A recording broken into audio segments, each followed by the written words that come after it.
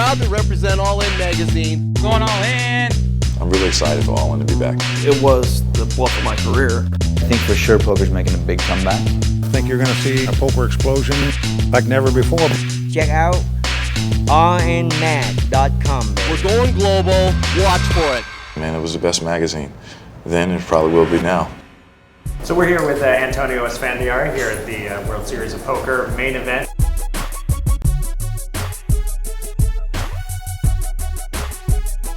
I think for sure it's when I busted 24th, and I remember that I had just gotten tired of playing for so long, and it was a flop of 10 deuce, 3 and I had a pair of 5s, and a little part of me knew not to re-raise All In, but I was just so fed up, and I was like, he can't possibly have it, even though I kind of knew he had it, because he was kind of a tight player. And so I wish I could go back to that moment and care a little bit more and not do what I did to try and give myself a chance to get to the final table. Antonio Esfandiari quietly exits in 24th place with a payday of almost $353. Because it's so hard to make it that deep in the main event.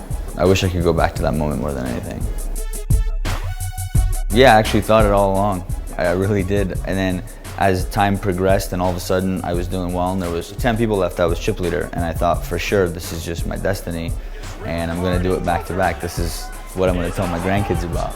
So to get that close and being this close to almost making real history and then not doing it is pretty brutal. So I was in a lot of pain after that tournament.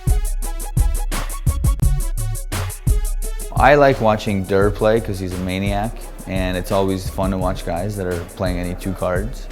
I like actually watching, as much as it hurts to say, I like watching Phil because he's such a space cadet and he's so funny.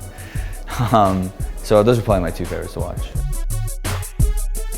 I think the best bluff I ever pulled off was against Vanessa Russo at the final table of the WPT. We were 3-handed and I raised in the small blind, she called in the big blind.